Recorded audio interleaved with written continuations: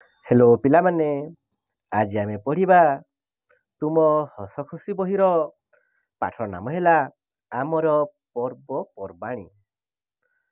ठीक अछि पिलामाने पाठटी आरंभ करिबा पूर्वरु तुम मानको अनुरोध ओनली मैथ्स ट्रिक चैनल को सब्सक्राइब करो कहीं ना तुमे माने एही चैनल माध्यम रे एमिति अनेक वीडियो देखिबाकू पाइबो।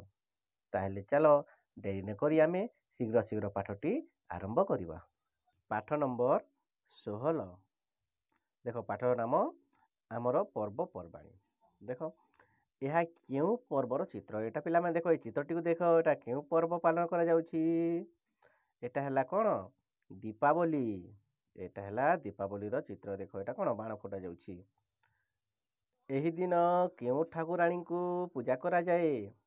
एही दिन माँ काली को पूजा करा जाई थाए। तुमे से दिन घरे कौन करि थाओ पिला माने तुमे कौन करि थाओ ए दीपावली दिन सेटा से देखिबो। देखो आमे कौन करथाउ मीठा खाई थाउ दीप जलाई थाए एवं बाण फटाई थाउ। देखो कार्तिक मास कृष्ण पक्ष अमावास्या तिथि रे दीपावली पर्व पालन करा जाए। केउ मास कार्तिक मास कृष्ण पक्ष अमावास्या तिथि रे आमे दीपावली पर्व पालन करि थाउ। से दिन आमे पूर्व पुरुषों को मने पकाई थाउ। पिला माने आमे कहा को मने पकाई थाउ ए दीपावली दिन आमे पूर्व पुरुष मानू को आमे मने पकाई थाउ। चित्रे केउ धर्मर लोक मानू देखुछ एटा पिला माने चित्रटी देख केउ धर्म एटा हला मुसलमान माने देख देखुछ ना एटा मुस्लिम धर्मर लोक माने से माने केउटी बसी प्रार्थना करंती। एमाने मुसलमान माने मस्जिद रे बसी प्रार्थना करिथांती। रमजान मुसलमान मानकर एक पर्व। एक मास धरी मुसलमान माने एही समय रे उपवास करंती। एहा सेमानकर एक पवित्र मास अटे। बुझिलो रमजान मुसलमान एक पर्व एतिरे कोन करथि माने एक मास थि माने उपवास करिथांती। एटा सेमानकर पवित्र मास अटे। राति रे स्वतंत्र भावरे नमाज पढ़ंती। एही पवित्र मास रे बहुत दान करिथांती। मुसलमान माने लोक माननको एही मास रे बहुत दान करिथांती। चित्तरे केउ प्रार्थना स्थली अटे एटा के मानकर पिला माने एटा हला ख्रिस्टियन मानकर। बुझिलो एटा ख्रिस्ट धर्मर प्रार्थना स्थली अटे। केउ धर्मर लोक माने एठी प्रार्थना करथंती ख्रिस्ट धर्मर लोक माने एथिरे प्रार्थना करिथांती। या कोन कहते याको गिरजा कहा जाई थाई हैला। डिसेंबर मास 25 तारिख को ख्रिस्टियन धर्मर लोक माने बड़ दिन रूपे पालन करिथांती। डिसेंबर मास 25 तारिख को से माने बड़ दिन रूपे पालन करिथांती।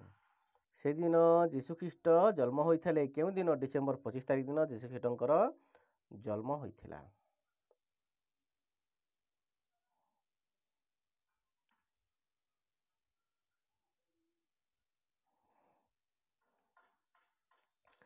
एटी केउ यात्रार चित्र देखुछ एटा केउ यात्रा पिला माने एटा हला रथ यात्रा। बुझिलो केउ सब ठाकुर एही दिन पूजा पांती। एठिरे केउ ठाकुर पूजा पांती एही दिन प्रभु जगन्नाथ बलभद्र एवं सुभद्रा तीन ठाकुर एही दिन पूजा पाई थांती। तुमे रथ यात्रा किपरि पालन कर पिला माने निजे लेखिबो। एथिरे नुआ नुआ पोशाक पिंधि आमे कोन करथाउ रथ टाणिया पाई जाई थाउ। आषाढ़ मास शुक्ल पक्ष द्वितीया तिथि रे रथ यात्रा पालन करा जाए। रथ यात्रा केबे होइथाय पिला माने आषाढ़ मासर शुक्ल पक्ष द्वितीया तिथि रे रथ यात्रा होइथाय। पुरी रे रथ यात्रा विश्व प्रसिद्ध अटे।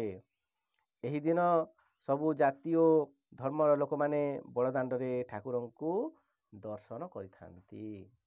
चित्तरे केउ ठाकुरन को पूजा करा जाउछि।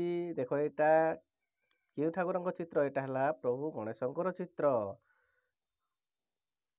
एही पूजा केउ सब स्थान रे होए। एही पूजा आम विद्यालय मानकर होए एवं ग्राम मानकरे सहर मानकरे सब जगह रे गणेशंकर पूजा होइथाय।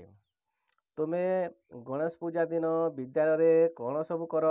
ତୁମେ ପିଲାମାନେ ଗଣେଶ ପୂଜା ଦିନ ଯେଉଁଟା ଆମଟା ହୋଇଥାଏ ଗଣେଶ ପୂଜା ବିଦ୍ୟାଳୟରେ ତୁମେ କ'ଣ ସବୁ କରିଥାଅ? ନୂଆ ପୋଷାକ ପିନ୍ଧିଥାଅ, ଫୁଲ ମାଳ ମିଠା ଏବଂ ନଡ଼ିଆ ଧରିକି ଆମେ ଫଳମୂଳ ଧରିକି ଆମେ ପୂଜା କରି ଯାଇଥାଉ କେଉଁଠିକୁ? ବିଦ୍ୟାଳୟକୁ। ଗଣେଶ ପୂଜା ଭାଦ୍ର ମାସ ଶୁକ୍ଳପକ୍ଷ ଚତୁର୍ଥୀ ଦିନ ହୋଇଥାଏ। ଗଣେଶ ପୂଜା କେବେ ହୋଇଥାଏ ପିଲାମାନେ? ଗଣେଶ ପୂଜା ହୋଇଥାଏ ଭାଦ୍ର ମାସର ଶୁକ୍ଳପକ୍ଷ ଚତୁର୍ଥୀ ଦିନ ଗଣେଶ ପୂଜା ହୋଇଥାଏ। ଠାକୁର ଗଣେଶଙ୍କୁ ବୁଦ୍ଧିଦାତା ଭାବରେ ଗଣନା କରାଯାଏ। ଏହି ଚିତ୍ରରେ କେଉଁ ଦେବୀ ଅଟନ୍ତି? ଏଇଟା ମା ସରସ୍ୱତୀ। ପୂଜା ପୂର୍ବ ଦିନ ତୁମେ ବିଦ୍ୟାଳୟରେ କ'ଣ କର?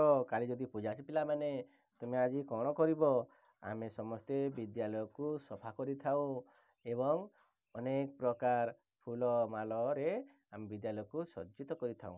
ଆଉ ଆମ ନିଜର କ'ଣ ବସ୍ତ୍ରକୁ ଆମେ ସଫା କରିଥାଉ।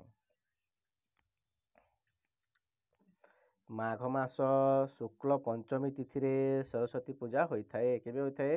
ମାଘ ମାସର ଶୁକ୍ଳ ପଞ୍ଚମୀ ତିଥିରେ ସରସ୍ୱତୀଙ୍କ ପୂଜା ହୋଇଥାଏ।